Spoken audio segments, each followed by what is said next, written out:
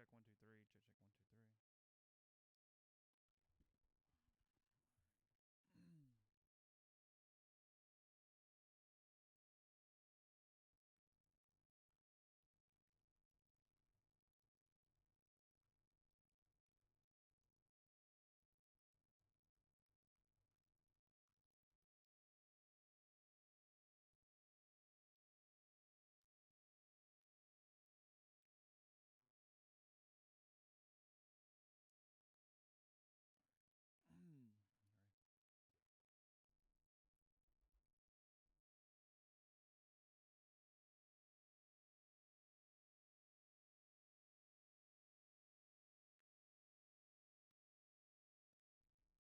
Check 1 2 3.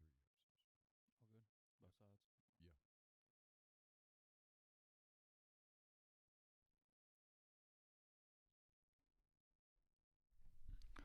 Welcome into this Wednesday edition of the Oxford Exxon Podcast. Chase Parham, Neal McCready, Clark Ford studio this morning. We've got the live stream up and going. You're not going to get the whole podcast, though, on the live stream today. You're going to actually have to click on Apple or Spotify or wherever you like to listen to this particular show, because today's guest, I probably should put my phone on silent. That would be great. Thanks, Neal, for retweeting, so I saw that.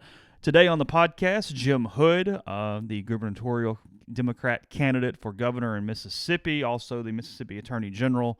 He is joining us here on the show here in a little bit. Again, not going to be on the live stream. We've already recorded it, but podcast form, all you people listening with podcasts, you'll get Jim coming up here in a little bit. We'll talk about education. We'll talk about hospitals. We'll talk about the way that maybe he has to change the way he go a little in depth about that, because frankly, I didn't even know this law was at the time. So on Thursday morning. Why is this Potato Log podcast going political? Why are we going political? What is going on here? It's what's funny about it is, I mean, I'm fully expecting the thing today of, hey, you got all the Democrats on. It goes, you realize that the only people we really had on this podcast political wise to this point are Austin Barber and Hogan Gidley. Routinely. Well, and they're both pretty Democrat, so very liberal. Hogan very liberal. In all seriousness, we have reached out. Internet just died.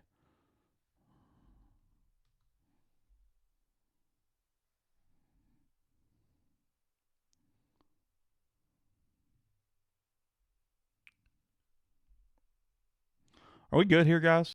Yeah. Give me some thoughts on chat. Yeah, it's not good. Okay. Again, guys, hold on. I don't know. We were good. Everything was green, and then all of a sudden it went red to out, and it's not doing very well at all. Let me just literally taking some stuff off Wi-Fi, trying to minimize it a little bit because I'm not real sure what happened. I'll make sure I'm off Wi-Fi. I think I am. Yeah, I'm not even getting like a piece of green here to make it okay, to be honest.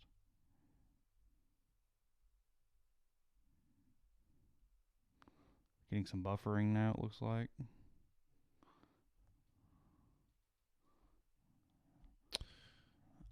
Yeah, what's our picture here, guys? What do we have going on? Help me out in the live chat real quick, because my OBS program is telling me we're in pretty good shape, but the actual YouTube page is telling me I'm not at all, actually. Okay. Looks like it's a little different for different people. I don't know. Mine's been steady for a few minutes. It went. Oh, there we go. Blinked. Stream Health's back. Got Okay. it. All right. Okay. A little blip there. So anyway, I don't know where we are. Let me start the recording back. You're getting really the inside here because I just had to cut the recording off and see where we were. So anyway. We starting over? No. We're Okay. not starting over. Okay. So yeah, we've invited Tate Reeves onto the show. We'll see what happens. I don't know. I have no idea whatsoever. As we said the whole time, anybody's willing to come on. Glenn Boyce has an open invitation. I'm not expecting him Are you to not? appear anytime soon. Every applicant for the chancellor thoughts, throughout the time had an invitation. I mean, we're pretty open here. If you want to talk to us, we'll normally take the time to talk to you if you'd like. Yeah, I don't like our chances of Boyce coming on. Before we get too far down this road, I will tell you the podcast is brought to you every single day by the Oxford Exxon Highway 6 West in Oxford. You got a few more days, 8 days more for free gas for a year. The sweepstakes through the Oxford Exxon, the Mobile Rewards Plus card, at least 8 gallons of gas on fill up. You're automatically entered into that every every single time you do it for the free gas for a year through the Oxford Exxon. Again, coming to you from the Clark Ford studio. Clark Ford's in Amory, Mississippi. 662-257-1900 is the number. Call it. Ask for Corey Clark. Tell Corey what Ford product you're looking for. He'll send you a quote within 15 minutes in business hours. It's that simple. It's right to the bottom line. No hassle, no haggle. You get your quote, and the rest is up to you. You can shop that quote around, use it as a baseline, or you can do what I've done several times now, and that's get into a Clark Ford. You'll love the product. You'll love the service after the sale. Corey wants to be your car guy. He wants to be your truck guy, and he'll prove that to you once you make that call. 662-257-1900. Yeah. So anyway, we talk about those different things, and we'll continue doing that through the week. Look, it's a bye week is one reason that we're doing this right now. The other reason we're doing this right now is that Jim Hood said yes this week, frankly. Yeah. The other things is there's interest. We try to do whatever there's interest for. I mean, look, sure, it's a sports show, but pretty varied. I mean, we do a lot of stuff. We try to jump out there a little bit. So it'll be good. He gave us about 22, 23 minutes. You'll get that later on today on the podcast. And then we'll give you a little quick aside here for anybody who hasn't seen this somewhere. In Mississippi, you have to win the popular vote, but then you also have to win a majority of the districts in the state, essentially a mini electoral college, if you will. In Mississippi, this is an antiquated law that's been here since like 1920 or something. I don't know the year. There's actually a ruling or a case going on in the state courts right now to repeal part of this, but does this happen? Does it get appealed? I have no idea. If you win the popular vote but don't win the districts, the newly elected state House representatives picks the governor on January the 7th. So Reeves would win. Most likely. So that's kind of where this thing is. That's why I asked Jim Hood at one point today, do you have to campaign differently? And again, we'll hear from Governor Musgrove later in the week about this, but that's kind of where we are with that. So anyway, good enough. That's the primer there. It is a bye week. Got a quarterback yesterday. I saw at the press conference. Yeah, a little inside baseball. Sure. We were I wasn't the only one. I was one of several that basically earlier in the day said, "Hey, who are we going to get?" Because I don't want this to come across like it's combative with media relations. It's not. I'm not crazy about the way media coverage with college athletics is going. It's we all get the exact same person at the exact same time every time, and the university media outlet is there getting it as well. So it's really made it where some of it is just non-essential. But I said earlier in the day, can we get eyes for Corral and or Tisdale? And to their credit, we got Corral. At one point, we being the media in general were asked, hey, who's a backup plan? And the backup plan was apparently going to be Lute Logan. And frankly, I was not going to stay for that. I'm not writing about field goal kickers on a bye week. I can't believe that's what people want. And they gave us Corral, and Matt was very good. He was pretty frank. Very frank, I thought. He answered questions. Everything I hear from talking to people is that Matt Corral is not, at least with anyone where it's gotten back to me at all, has not talked about transfer portals. He still intends on being the quarterback. He got hurt, and he missed a couple of games due to injury, and now he's having to compete for the job in the same way that he was always having to compete for the job. And they're going to continue to recruit quarterbacks, and he'll have to compete for the job. And if he were to transfer out someplace, he'll have to compete for a job there. I mean, he knows that. So I don't know. I ended up putting the video up. I was going to write it, and I thought, no, I'm going to put the video up, let people see his responses. And he was good. It was another example of sometimes I think people, and it's not the media relations people, it's the people inside the building, they overthink this media thing so badly. I don't know what they think we're going to ask of these kids. Yeah, what would I ask Grant Tisdale? Are you happy? Is this what, do you feel like you've been given an opportunity? And if his answers are anything other than no, I'm good, everything's cool, then yeah, are you considering the transfer portal? It's a fair question, and he can answer it with no, I'm not, and that's the end of it. Or I don't know, or yes. Here's what happens with that. Frankly, there was no reason to not get Corral the entire time. I mean, he was faced to your program. You brought him to media days. Yeah, he got hurt. He handles himself well. The kid's done 1,000 interviews. He's excellent, frankly. He looks the person asking him a question straight in a lot of ways, it's a negative, because had you just brought him and let him done that, everybody goes, okay, great, all right, good, thanks. It's over. Yeah. It's all good. Tisdale, I'm not shocked by his lack of interviews. He hasn't played but one series the entire year. But he's an incredibly polished kid who has done a lot of I told interviews. you, he impressed me more than anyone else in the preseason from an interview standpoint. Yes. He was number one. My point being, though, when you don't bring him and you don't allow it. Now, I don't know what's going on. I have no idea. But it creates this vacuum of speculation, which, well, are you not bringing him because he is gone? You know, and I don't know. I'm not saying he is. I'm just saying I don't know. But that's what your first thought is. Well, if you don't want any questions asked whatsoever, because Grant Tisdale, if you go, hey, look, you're going to get asked about this, just say this. Okay, cool. Grant will pull that off every single time. Yeah. No problems. Yeah. All good. And you do it for 2.5 minutes and it's done. And I guess it's conceivable that they've gone to him and said, hey, the media wants to talk to you. And he says, I don't want to talk to them. Well, that's very possible too. I doubt it. But I guess it's possible. I don't know. You know, college beats, all beats, this one included, are different. This one's really different because there are such a wide pendulum, such a swing of different types of outlets. I mean, you've got one outlet that's incredibly favorable, that is more than willing to simply be a mouthpiece, frankly. And then you've got, you know, what I think is sort of a meat and potatoes outlet that, hey, we're going to do that. I've got this block of content that has to be filled each week, and I'm going to fill it. And then you have some young guys, some really talented young guys, frankly, Nick Suss, Nathaniel Gabler, Brian Scott Rippey, who I think are trying to find creative ways to cover what can be sometimes a mundane beat.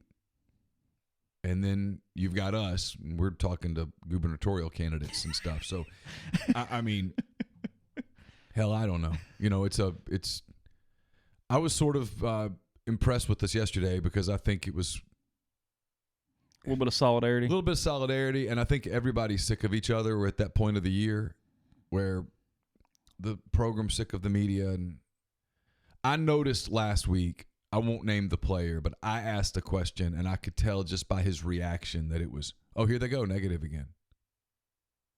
And it was, I mean, I don't care. I mean, it doesn't matter to me, but it's like, why do you start that? I think programs do this. Lots of programs do it. Lots of coaches do it. They're out to get you. You got to circle the wagons inside this room, and all that stuff is stupid. I really do. I think it's dumb. Creates actually an element of negativity that wouldn't be there otherwise. Yes. It adds to the issues. Yes. Nick Suss is not walking into that building looking for gotcha moments. He's actually looking for something creative to write. Yeah, he's trying to ask off-the-wall questions, frankly. I mean, he's just looking for something. You know, it's what's really odd. It's one of the reasons that, frankly, with baseball, and I haven't covered baseball in a while because you do it, but you guys basically get anybody you want whenever you want them for as long as you want them, and it lets the fans. It's not about the media. As you can see, we're going to do our job. We're going to find something. I mean, I don't know who we're going to talk to next. We're doing recipes and drinks and whatever. But if you want the fans to get to know the kids, the players, well, the media is the vehicle to that.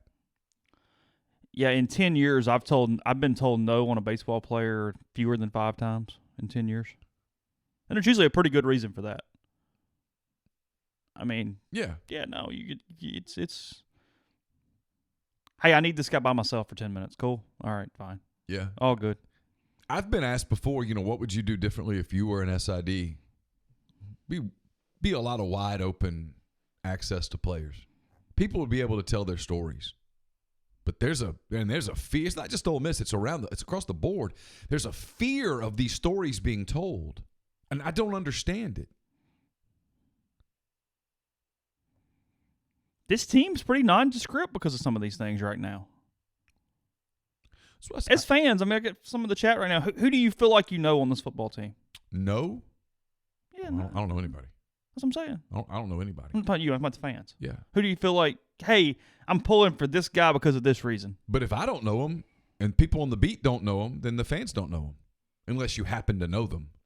I mean, the closest is Plumlee, and it's just because there's been a lot of stuff. I mean that negatively. I mean, I'm serious. But what do we really know about Plumlee? And I guess some of this is our fault because we haven't said, hey, would you be amenable to a position change? I mean, one of the questions I would like to ask of John Rice is, do you want to play professional sports? Is that a goal? And if the answer is, I don't know. But if the answer is yes, do you think you can make it to the NFL as a quarterback? One of the baseball questions for him. I mean, there are lots of outfielders that look like him. And he's in the upper echelon of how many can run like him. And there aren't many quarterbacks who look like him. There aren't. We keep doing this with, well, you know, he's like, I got the Nick Fitzgerald comparison the other day. Nick Fitzgerald's like 6'4". He's 230-something pounds. He's a big kid. Plumlee's not that big.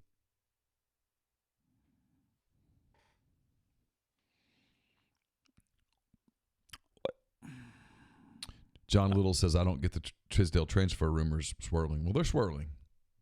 Well, his point is he's just finishing a redshirt year and likely wasn't going to play anyway. Yeah. So what's the difference? Yeah, I don't know what he was told or wasn't told. Well, things change once it becomes – once that opening happens for a true freshman quarterback mentality. And again, I'm not saying Tisdale's anything. That's my point. But that's why they're swirling, is because it wasn't like Corral just kept the job and was an all-SEC quarterback all year. And everybody goes, okay, well, yeah, we knew that was coming. Right. Fine. All good. Indecision creeps in. Variables creep in, and all of a sudden you've at least got some different dynamics at play in this thing. The Tisdale, he thought he had won the job out of fall camp. Yeah, that's why that's why they're swirling. I don't know if they're real or not. I have no clue. Well, that's why they're swirling. We'd been told, and if you watched practice, the little bit of practice that we watched, it appeared. It's one of the reasons, man. I'm so glad that I have the approach to depth charts that I do. It appeared, if you just watched the parts of practice that we could watch, that Tisdale was getting the number 2 snaps. Yes. But we didn't, and I kept telling people this.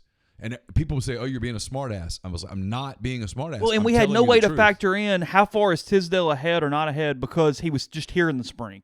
And maybe Plumlee's catching him. You know what I mean? I mean, they didn't even come in at the same time, so I don't know. But when you don't see any team reps at all in practice, there's no way for you to truly know who's getting the backup reps. Right. There's no way to know. And so people would say, well, how do they look? I don't know. They stretch well. They do some cool agility work, and I saw Benito Jones block a field goal. So they either are bad kickers or they're good field goal blockers. I mean, that's it. I saw one live rep in the preseason. Benito Jones blocked a field goal. That was it, wasn't it? That was it. And people would say, why don't you have more of an opinion? Because I'm not going to base opinion on scrimmage against air. And probably there's a nicer way for me to say some of the things that I say, but I mean, I was smart ass and said, well, I mean, if the other team doesn't field a defense, I kind of like this offense. They're fast. I don't know. We'll see. We'll go to Jim Hood here in 1 second on the podcast. Again, we ask some questions that we hope are pertinent to you guys. Again, we've reached out to the other side, the other candidate. We'll let you know is that request is denied, accepted, or whatnot. To this point, it is not. So anyway, get to Jim Hood in a second. Before we do that, tell you about Community Mortgage, Oxford, Memphis, Soto County, and Chattanooga. Underwriting and processing is done in Memphis. You're getting local underwriting that understands your market. A leader in condo financing, the float down option, and with rates as low as they've been in about 2 years.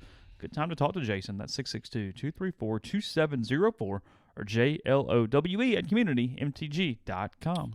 The podcast also brought to you by Grenada Nissan. If you're in the market for a Nissan vehicle, Grenada Nissan's the place to go. They've got a complete selection of new and previously owned Nissan vehicles. Great lease deals as well. Go in and check it out. Tell them that you heard about it on this podcast or at rebelgrove.com. You'll get Rebel savings on top of the already great deals at Grenada Nissan, GrenadaNissanUSA.com. We're also brought to you by Splinter Creek. It's a gated conservation community located 8 miles southwest of Oxford, 75 minutes from the Memphis airport. Call 601-898-2772. Schedule a tour with Tom Smith Land and Home agents today. You can check out the website, splintercreekms.com. If you're thinking about retiring in Oxford, you're thinking about moving to Oxford, it's something you really ought to look at. It is a gorgeous plot of land, if you will. 34 lakefront lots ranging in size from 2 to 25 acres, 650 acres of lakes, pine and hardwood forest. The lakes are sort of the main streets of Splinter Creek. Each one has a combination of docks, floating piers, a pavilion with fire pit, outdoor kitchen for use by homeowners, their families, and guests. The lakes were built for swimming, quiet boating, and fishing. All three of the bodies of water are professionally managed monthly by American Sport Fish. It's one of the largest producers of live freshwater fish for stocking in the southeast U.S. The podcast is also brought to you by Blue Delta Jeans. Blue Delta Jeans is in a number of places this week. Let me pull that up. Chase just walked out of the room, so sort of disconcerting. I don't know what happened there. They are in Washington, D.C. and Fort Lauderdale today. They'll be in Richmond, Virginia. Actually, today and tomorrow they'll be in Richmond, Virginia. And then they'll be in Tupelo at the Tupelo Holiday Market Thursday through Sunday of this week. Blue Delta Jeans, if you want to book an appointment or a private fitting, you can do that. All you got to do is send them an email, info@bluedeltajeans.com, or you can slide into their Instagram, into their Twitter. Again, info@bluedeltajeans.com. Ask about the Gino. It's out in the open now. They're pre-selling the fabric. It's soft. It's comfortable. Great group of colors. The sewing begins later this month, so you don't want to miss this opportunity to reserve your spot in the first run of this great new fabric line from Blue Delta Jeans. And Dead Soxy, just like you, is disappointed in the Rebels season, but that doesn't mean you have to lose in your battle against sock slippage. Say that 3 times fast. Unlike their beloved Rebels, they don't lose with their patented technology to prevent both crew and no-show socks from slipping. To their custom sock design program, Dead Soxy is always winning. Kickstart some positive vibes into your wardrobe. Head over to deadsoxy.com, deadsoxy.com. Enter the code RebelGrove at checkout for 30% off your entire order. And as always, stay soxy. Podcast is brought to you by Mastercuts Lawn and Landscape, premium lawn care throughout northern Mississippi, but a lot more as well. Mastercuts will build your custom playground, retaining walls, pool decks, outdoor living spaces with paver patios, forestry mulching, and more. Path your dream backyard easier than you think. 662-607-7773 or go mastercuts.com. Now here is Jim Hood.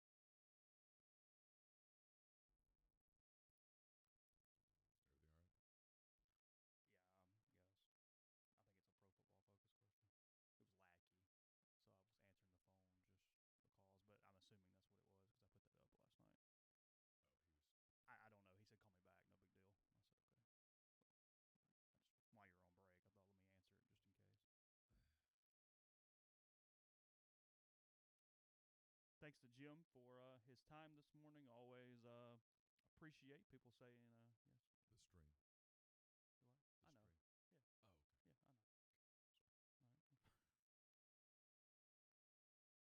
Oh, okay. Yeah, I know.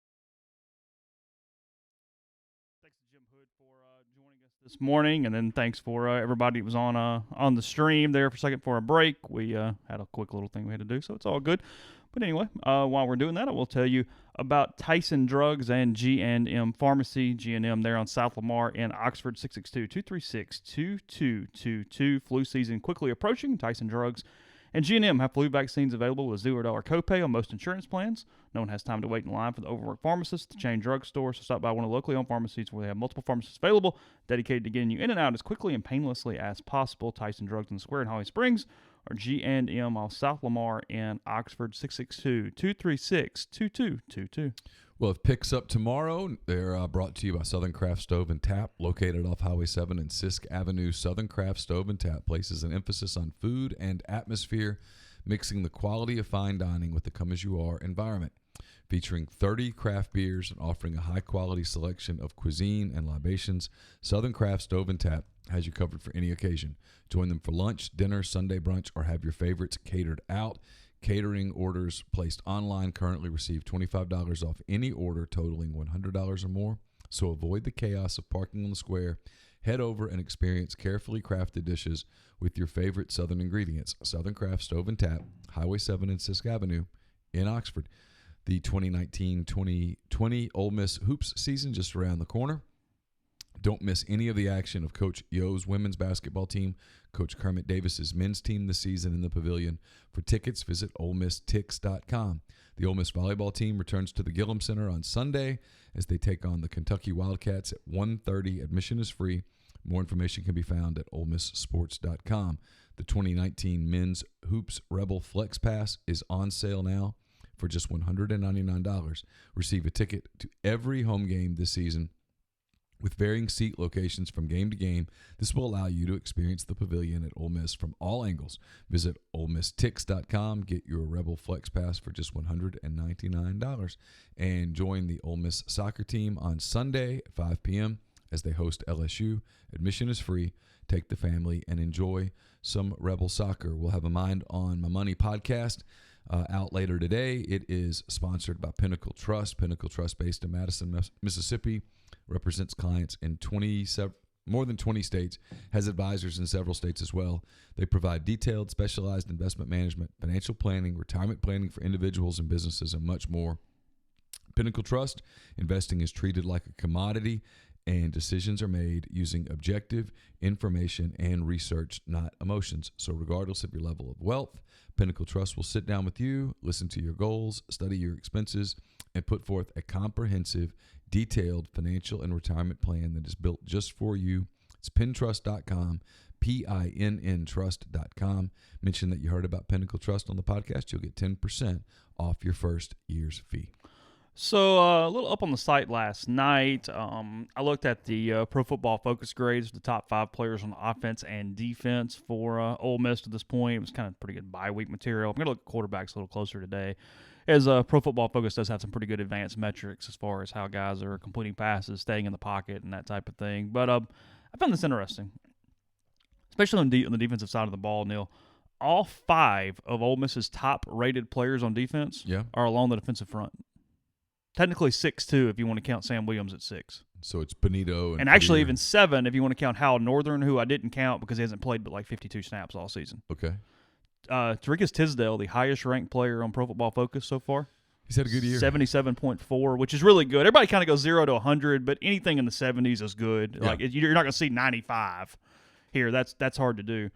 He hasn't played more than 30. He hasn't played more than 30 snaps in a game all season, but he's done a lot, including ending 8 drives on 3rd and 4th down. Coatney is 2nd, Benito is 3rd, Austin Robinson is 4th, and Ryder Anderson is 5th. Sam Williams 6th, and he's really come on of late. His grades the last couple of weeks have been outstanding, but early on he was kind of slow because he didn't have any football in his background. He hadn't played much. Hadn't played much football, and typical JUCO. Yeah, so he's got 5 sacks, and it seems to be getting better every single week. I'll tell you another good Sam Williams stat. 6 straight games, hasn't missed a tackle.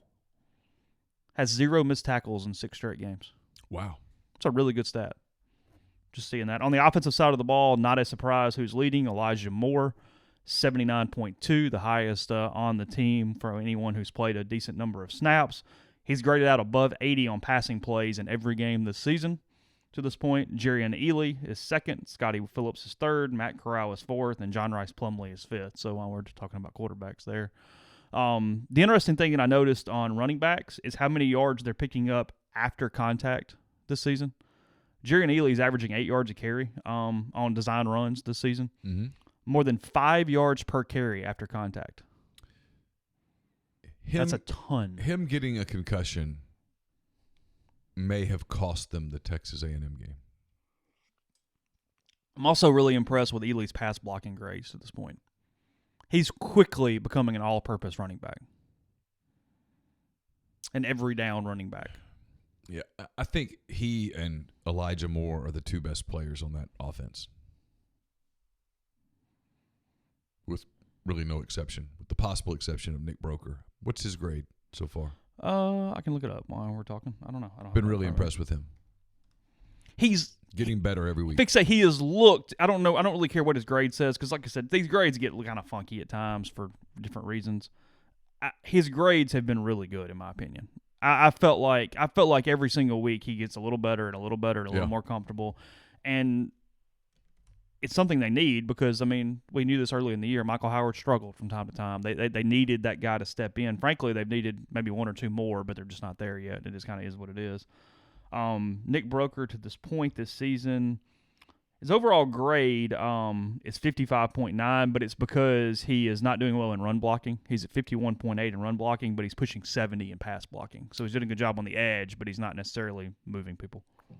Because in an ideal world, he would have gotten a red shirt and been allowed to get a lot stronger. Yeah, his offseason will be the only big. two teams that he has a positive grade run blocking against are Southeastern Louisiana and Cal. However, pass blocking, he's done really well against everyone but Texas A&M. That's by far his worst grade, and he's got some really, really good grades, including this one maybe from a future as we talk about, hey, what's this mean looking ahead from an ability standpoint? His pass blocking grade on 58 snaps against Alabama, 84.4. Wow. That was a day. Yeah. Just watching him without the benefit of grades and stuff, just watching him with the naked eye, if you will, you can tell he's improving. Getting more comfortable, just getting better.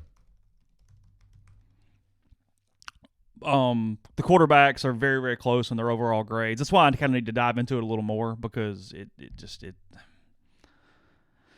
we all know what we see, but I am curious. I'll go and do this. Hang on. Okay. Give me a second. Y'all are all here at this point, so hold on. Dylan was running through some stuff with this. Let's see. Corral is not staying in the pocket very much. And why I want to compare it to Plumlee and I want to compare it to some other people is I don't know how much of that is just Ole Miss having trouble from a pass blocking standpoint where there's a force to move. Because the only quarterback in the SEC who's been faster to run, meaning on a pass play taking off, Ben Hicks. Ooh. Corral's second in the SEC on quickest to run behind only Ben Hicks. And Hicks is running for his life. That's my point. Right. So how much of that from either way, is whatever. Also, we knew this early in the year. We wrote about this. Corral had been really good on first reads. If Elijah Moore's open, throw it to Elijah Moore, and you're golden. To this point, still this season, when he has to go through a progression, meaning if he throws to anyone after his first read, Corral 16 of 46 with 2 picks so far this season. What's Plumlee in? I don't have it. Okay. That's why I said I need to dive into it a little bit. I've just got a couple quick things. It's not picking on Corral. It's what I have in front of me. Well, and he's the throwing quarterback. I mean, that's the one where, because that's what a lot of this balance is. It's, well, okay, we know Plumlee's a better runner, and we know Corral's a better thrower, but how much? How much better is the running? How much better is the throwing? What does this mean? I think that's why this is interesting to me, is we can start to at least put some semblance of gap here on both sides to what's really going on. So I don't know. It's something we'll go through. We'll do that later on the site. I don't know. I've got an opinion on it. That doesn't mean my opinion's right. It just means I have an opinion. I just don't know that. I don't know that the run thing with either quarterback. I just don't know that it's particularly sustainable. Got to be able to throw the football. Especially with the running backs that they have. If you want to maximize Ely and Connor's worth, you've got to be able to throw the ball down the field. My opinion. I could be wrong. I've never coached a football game at any level. Well, there's different ways to do it. I take that back. In high school, I did coach a powder puff game. You win? We did. Did you? We did. The head cheerleader run for a lot of yards and I can't remember exactly what sort of offensive attack we put together, but I do remember we scored points. It was the only scoring I did in high school. A little counter, a little power, a few traps. Probably didn't air it out. Felt like it was more wide open than that. Really? Yeah. Oh, really? Yeah, if I remember correctly. It's been a while. Well, it's been a minute. Like I said, it was the only. That was innovative for the late 80s. Yeah, it was the only scoring we did. Hey-yo. Yay. No prom dates, so. I did not have a date to the prom. I'm not getting on the subject again. No, let's not. But it is the one thing, though, that for however long I've known you, I guess more than 10 years now, that bothers me with this whole thing is the self-deprecation act on the no prom dates. There's no way you couldn't have asked someone and gotten a yes. I mean, because what screws you up here is that you were Mr. Rustin High. Yep. That's not a false equivalency. By the time I got that, the proms were over. You know what? That was done at the end of your senior year. You know what I mean. You weren't bald yet. No, I was gonna know, but we're heading. Was it thinning? Oh yeah. Was it? After my baseball accident. I've seen your Newswatch picture in the yearbook everybody throws up, and you are starting to thin a little bit at that point. I had an accident in high school in baseball that impacted hair loss. Did it really? Oh yeah, for sure. Oh, I didn't know that. Yeah. Really? Oh yeah. How does that happen? I don't know. They said the trauma to my head. The doctors said that they felt like it was a side effect. Yeah. I was I was badly injured. Oh, I didn't know that. Yeah. You never told that story. Yeah. Huh. Learn something new every day. Yep. Yeah. I just had Tommy John and had my nose broken by a comebacker, but that was. Yeah, I had basically this all in here was shattered. Really? Yeah. Line drive? Mm-hmm. Really? Yep. What was it? Catching? Third base. Oh, yeah, because mask would at least protect it a little bit. Yeah. Slot corner. Sun was right in my eyes. Really? Really couldn't see. Saw it at the last second. Flipped my glove and they said unconscious, knock you out? No. Unfortunately. No, I had the sense to reach in and get my contact and throw it away. Oh, I didn't think about that. Yeah. I just for whatever reason. That's an odd thought. No, I stood up and put my glove back on and hit it and let's go. But apparently there's no way to let's go. Well, that's like it was one of the dumber questions that I've ever been asked in my life. I have I throw my arm out on the pitch with Tommy John, pitching at New Hope. I mean, you hear the shotgun where everybody talks about. I mean, it's pow and everything goes numb, can't feel anything. And I get the ball back and I look at the coach and I'm like, hey, I don't feel anything. And he comes out and he's like, so what's up? And I'm like, I can't feel anything. I mean, you heard that. And he goes, think you can finish the inning? And I went, well, I mean, I could lob it up there. That'd be great. But no, I can't finish the inning. Gonna need to come get me. Yeah. With my right arm. Yeah. Well, and then my appointment was still for a few days away. So I woke up a couple days later and I mean, I know it's gone, but I just kind of have a ball in my hand and there's somebody like at the next game or whatever. It's like 20 feet away and I just kind of pop it and I'm like, it feels okay. Like, okay. And 20 feet, 30 feet, 40 feet, even 50 feet. I'm like, maybe I'm fine. Maybe like whatever. I'm not fine. Stretch that thing out to about 75 feet where you got to actually extend a little bit. And I mean, down to your knees. I mean, it just, oh God. So, yeah. Anyway, I don't know how we got on that. It's what we do on the podcast. But anyway, yeah, a lot of defensive linemen, a lot of quarterbacks and those two running backs. But yeah, just yards after contact. They're doing a lot of it themselves. They really are. I mean, the offensive line has gotten better. There's no doubt, but it's really a credit to the running backs at this point for what they're doing in the backfield. Like you said, without a ton of downfield passing help, with the box really crowded, and then with an offensive line that's still trying to grow into itself a little bit. So, are we going to talk today or not about the committee that's being formed for this AD position? I don't know who's on the committee. Do you know who's on the committee? No. Is Boyce on the committee? Oh, he's heading the committee, isn't he? Oh, is he in charge of the committee? Well, that's what I assumed. Oh. Has there ever been a chancellor / AD? Kind of like a player coach. Yeah. He's been meeting with a lot of people lately. I think he ought to call Don Kessinger and be like, hey, you did this managing player thing with the White Sox at one point. How does that work? He could hire Don as a consultant. Could. At which point, Don could put together a committee. He could have his own. Oh, the consultant could have a committee. Don could form a profile. Okay. Could look a lot like Don. And then it could look a lot like Don. Yeah. We need somebody who is a 6-time All-Star. How many we got? Oh, dang it. Craziest thing. Need somebody that was the shortstop for the Chicago Cubs in 1969. Yeah. If you have 2 Gold Gloves, you should qualify. Yeah, that might be my favorite trophy, by the way, a Gold Glove. It's a cool trophy. It's a really good trophy. Yeah.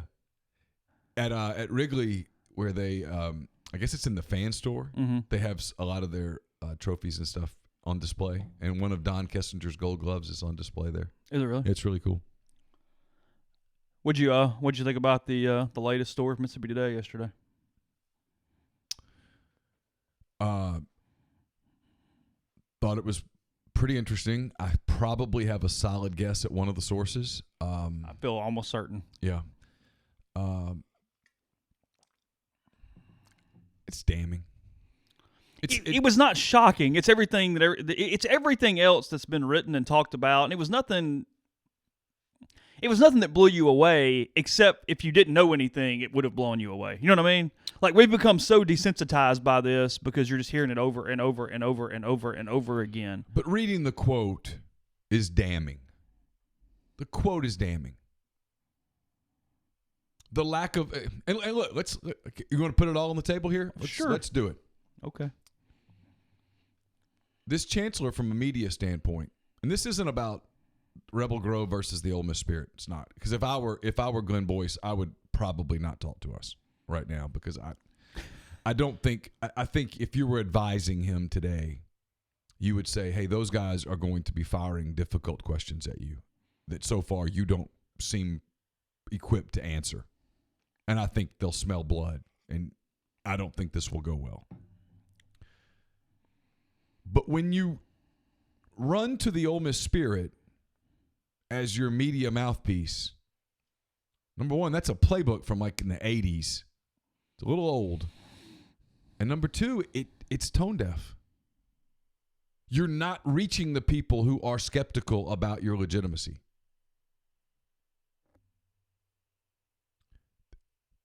I'd go to Nick Suss. I'd go to Brian Scott Rippey. I'd get on Super Talk with Richard Cross. That would be, people ask me all the time, what would be your media plan be? It would be that. I know he did the Gallo show. He did. Yeah. But I'd keep going. I'd probably sit down with Adam again. And talk to groups, talk to people, do something other than talking to a very, very, and I don't mean this as a negative toward these people. He talked to the tip-off club because that was going to be a friendly environment the other day. Yeah. That's why that was set up that way. Because it's mostly older men. Yeah, and it was, nobody's going to boo the guy at a tip-off booster club meeting, come on, or whatever it was. Come on. No. Kermit was there. They're not booing Kermit's presence right now. Not booing Kermit. So instead, though, what's happening, and this is an IHL problem. This is a committee problem. This is all the people that put this in place. This part is not on Glenn Boyce at all. Instead, Glenn Boyce is having to spend time right now cleaning up a mess that somebody else had to. Glenn Boyce, we all talk about hiring himself. He didn't appoint himself. Somebody else appointed him. He did not have the power to appoint himself. And instead, he's having to clean up so many individual messes right now. Donors that are threatening to pull money. Donors that are doing this. You're having to meet with people to try to calm them down. You're having to do all these different student groups from the leader standpoint to go, hey, how do we sort of start to massage this and manage this a little bit? He's doing things that no chancellor or president should ever have to do in their first few weeks on the job. I mean, he's in crisis management mode instead of trying to put things together to move this thing forward. I mean, he's having to try to save a lot of money in some different places right now. Well, and he's being very inconsistent with his messaging. He's telling people, hey, I don't really have a plan yet. I just got the job. Yet you spent all this time building a profile for the job, talking to people frankly, lying to people, telling them that, hey, I'm not a candidate, getting their ideas, and now you say you have no ideas. The messaging here is shockingly awful, frankly. It is PR 101 for how you don't do something. If this were a corporation, people would be selling shares. People would be out. Give me my money back. Stockholders would be losing their minds Stockholders right would now. be pulling out. But because it's a university and people have an emotional attachment to it, you have a chance to salvage it. But now you're going to form an athletic director committee. You're not going to be very transparent about it. What's your timeline? Well, by Thanksgiving. Yeah, well, hey, breaking. Most people know that your final football game's on Thanksgiving. Mm-hmm. Then what? Hey, let's go to people who are not going to ask tough questions. Let's do Powder Puff. Speaking of Powder Puff. Then what? No, this is how many ever days now? Today's the 23rd. I'm officially in office 10 days, and there's been no clear message to large constituent groups at all. Nothing. No olive branch to large groups.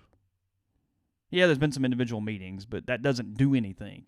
That doesn't swing opinion. No, there's been 2 football games where he has not made a public appearance. Yeah. No commentary of any sort. It's just waiting it out and hoping it goes away. Well, it's not going away. But I think that's the game plan. Oh, I do too. I think the game plan is that, well, the news cycle will shift to something else. And I think this is where the people at Ole Miss either don't understand or are unwilling to convey this to the leaders. There's a loss of the public trust.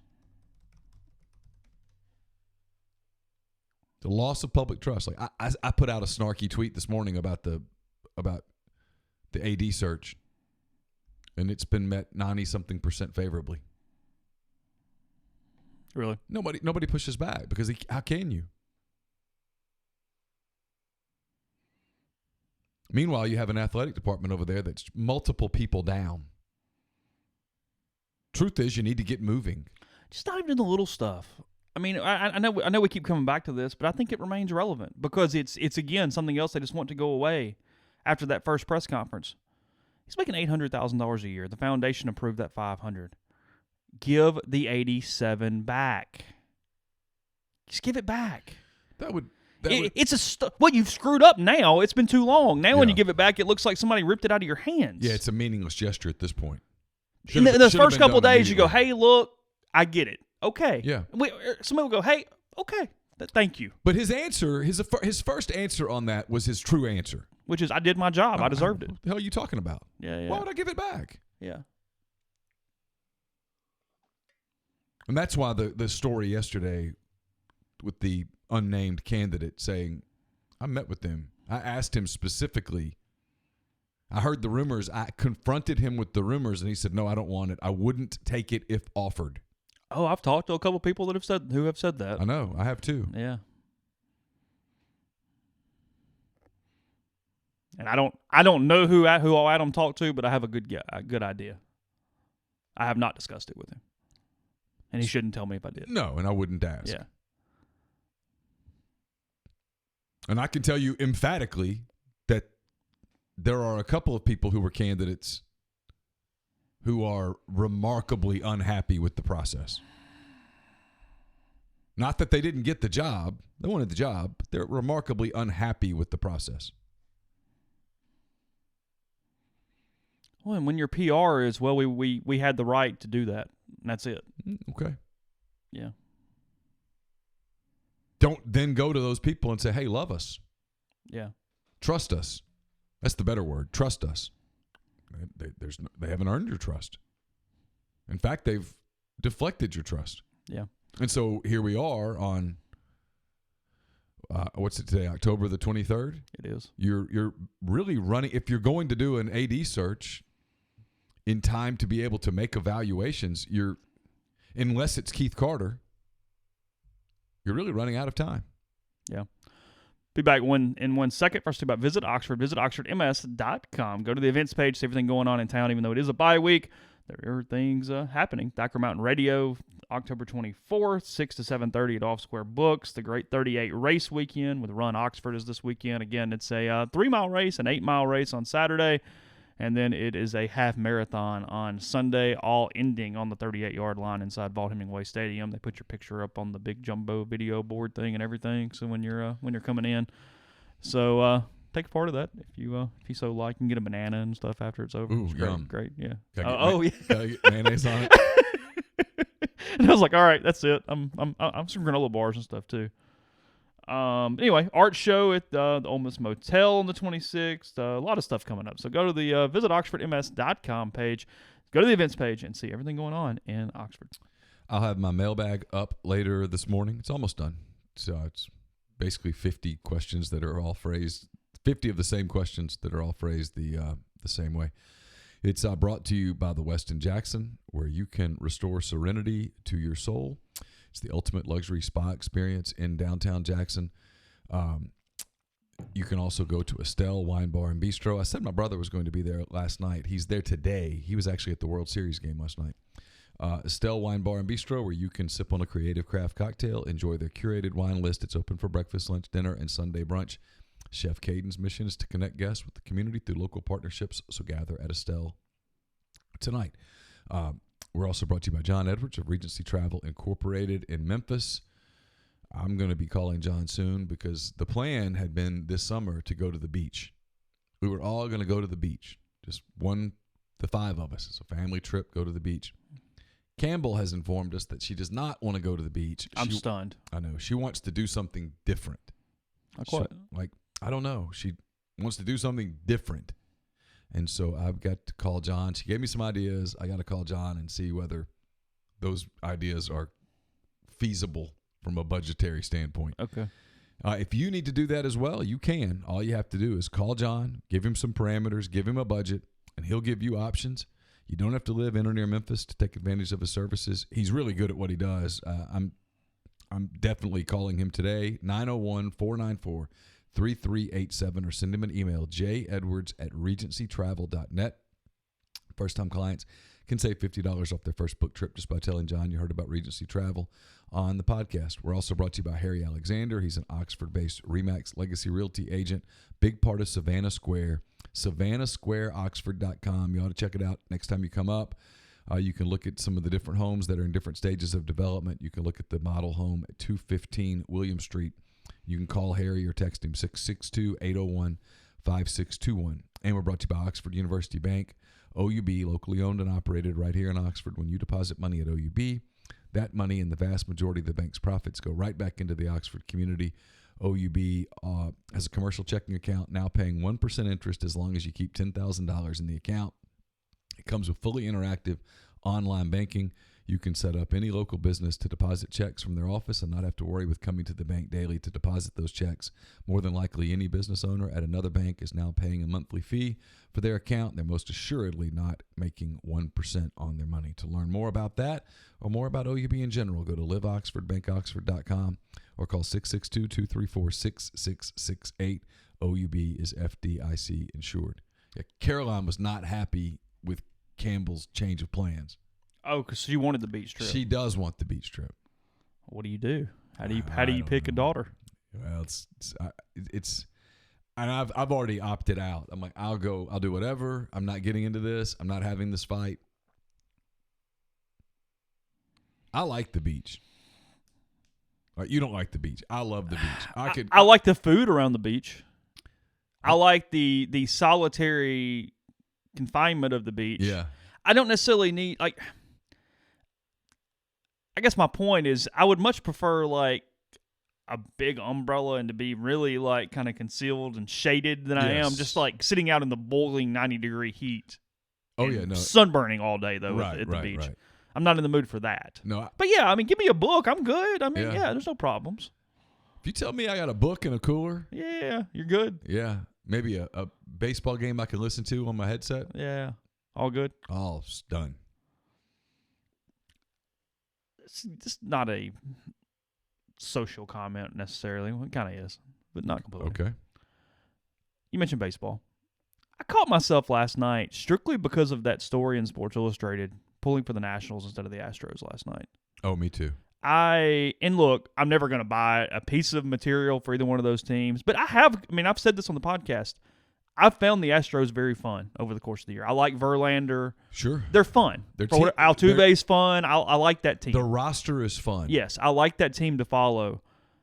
That stuff about the staffer in front of the female reporters, because I've been in those locker rooms. I'm very sensitive to how some players and other people approach females in locker rooms. Yes. Trying to make them uncomfortable, frankly. Yes.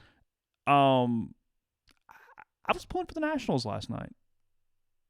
I was. I mean, it wasn't not a big deal. It wasn't whatever. I just kind of had it on in the background while I was working, but I was certainly pulling for Washington. I've jokingly said that the Nationals have done the Lord's work in the month of October. They eliminated the Brewers, which I was appreciative. They eliminated the Dodgers, which I was appreciative. I don't really like the Dodgers much. And they eliminated the Cardinals. I don't have to comment on that. But now I catch them really wanting to finish. I want them to finish the deal. Normally, if it's not the Cubs in the World Series, and only once in my life has it been, I cheer for the American League team. Do you really? Every time. But now I'm cheering for the Nationals. I've ordered the cap. It hasn't come in yet because I did feel like I was obligated to say hello. You knew this. Dave Kaplan reporting David Ross is the next Cubs manager. Yeah, I've told you for a while. Yeah. Dave Kaplan says, highly placed source has confirmed to me David Ross expected to be named Cubs manager this week. His agent has been discussing contractual terms with Theo Epstein. Deal is almost done. More on whatever his site is. Yeah, it's happening tomorrow. Okay. So they're waiting for it didn't happen today because there's an agreement with Major League Baseball that on a day of the World Series games that you don't do anything that detracts. Really? The Astros apparently screwed that up yesterday. I mean, for those people who there are people who push back on this liberal conservative thingy with media. Number one, that doesn't really happen much with sports media. And number two, there's no rational explanation for why those reporters were targeted other than the Astros organization, when they went out and traded for Roberto Osuna, they said, hey, we know we're going to get some pushback. And then when they get the pushback, they get pissed off at the pushback. And people yesterday said, well, the Cubs have Addison Russell. They do. Do I wish the Cubs would get rid of Addison Russell? I do. However, the Cubs have had a completely different approach to Addison Russell and his presence on the roster than the Astros have had with Osuna. The Cubs have reached out to Addison Russell's ex-wife. They have talked to her. She asked them and has confirmed this publicly to keep him employed because that helps feed their child that they had together. The Cubs have also been very emphatic about Russell's rehabilitation. They have not marketed him. He is not any part of their marketing campaign. And I'm not defending them having him. But they also have not gone into the locker room and yelled at female reporters, I'm so effing glad we have Addison Russell, on a day when Addison Russell went 0 for 4 with 3 strikeouts. Osuna earlier that night had blown a save in a game that would have that did ultimately clinch the American League pennant. Ironically, another wife beater, Aroldis Chapman, then blew his opportunity, right? And the Astros subsequently won the game. Mm-hmm. That was not a day to be yelling, "Boo! Thank God we've got Roberto Osuna." They targeted those female reporters, one of whom had been vocal, one of whom was wearing a purple bracelet for domestic violence awareness. Listen, if you're the guy that's out there that is pro-domestic violence, pro tip, shut up. That's not a liberal conservative issue. Taxes are a liberal conservative issue. Immigration is a liberal conservative issue. Domestic violence is not a political issue. And then the Astros bungle it, and frankly, probably get somewhat pushed under the table were it not for the male reporter for the Chronicle. Yes. that comes out and goes, I saw it. That's exactly I saw it. what I should have happened. spoke up earlier. Yeah, that's what happened. And that changed the tenor of the And the whole deal. reason people say, why did he not speak up earlier? It's because that beat, that organization is known for being incredibly petty and pretty aggressive Down like against media. Well, they wouldn't let the guy talk to Verlander. Remember in Detroit or wherever it was? Yeah. About like a month ago. Yeah. So, instead of saying, come on. Yeah. It's, anyway. The other candidate for that, speaking of the Astros, Joe Espada, the bench coach for the Astros, was the other candidate the Cubs really looked at hard. I don't know. I think they're both tremendous candidates. It's been, for years now, people have talked about David Ross being a managerial candidate. If the Cubs were going to get David Ross, they had to get him now. Yeah. And it's not just Joe Madden. The other guy that David Ross was around a long time in his career, who he emulates quite a bit from a managerial style, who he says he really learned most baseball from, is Bobby Cox. Yeah. I mean, it's not just Joe Madden. He also was with Terry Francona in Boston. Oh, that's right. Yeah. So, he was only with the Cubs. Only played 2 seasons in Chicago. So there's a lot more to his background than Joe Madden. I anticipate that he will be much different than Madden. He'll be more hands-on, more vocal. I suspect things will change. Otherwise, I don't think Theo Epstein would have done it. In fact, I think the fact that Ross was on the 16 team is one of the reasons this took so long. Theo Epstein has now publicly said, I'm tired of talking about 2016. I'm ready to move on from it. Hyper-successful people don't revel in their success for very long. They move on. Yeah.